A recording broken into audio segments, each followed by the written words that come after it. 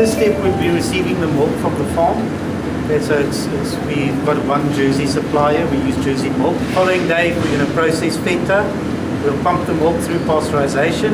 Very important step, we must pasteurize above 72 degrees for more than 15 seconds so that we kill all the bacteria in the milk. And then it'll be pumped into our cheese making vats in the specialty production area.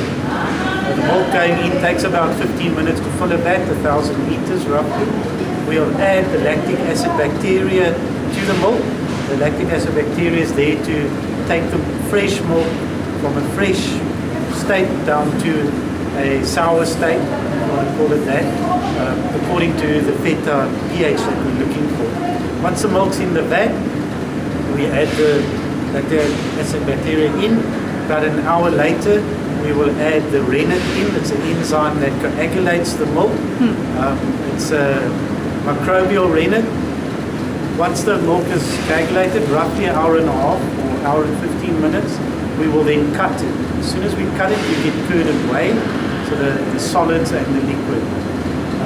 There's a stirring phase, and then the curd will be transferred from the vats into the block molds. Okay? Feta block molds for us are around about 2 kilogram heads, which are then turned for the rest of the day. So we've got roughly 3 hours in the vat process, and then we've got roughly 16 hours where it's in the mold and it gets turned. And we will control the environment that it's in, normally between 20 and 25 degrees, right temperature for the pH to carry on developing. Following morning, so 16 hours later, roughly, we'll check the pH. If the pH is right, then the cheese is ready to be salted or brined. Okay?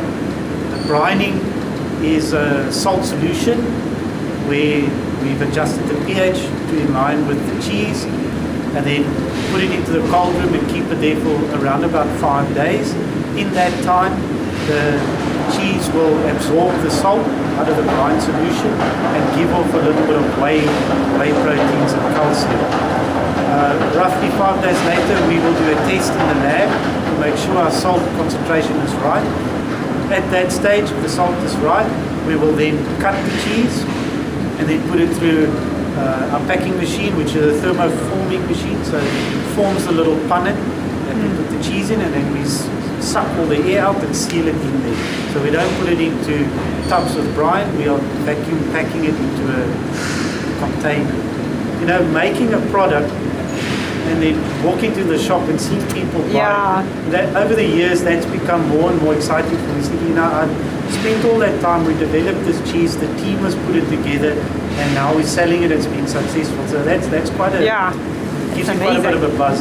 People think I'm a bit mad because I've said it to different people, and it's sometimes like making children. And if I don't look after the right conditions, I could have a rebel, or I could have a really good child. So I put it together like that. You know, coming in a little bit earlier, before the rush, walking through the curing rooms, you know, getting a feel.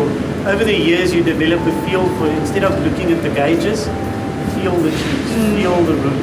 I like that quiet time with my children.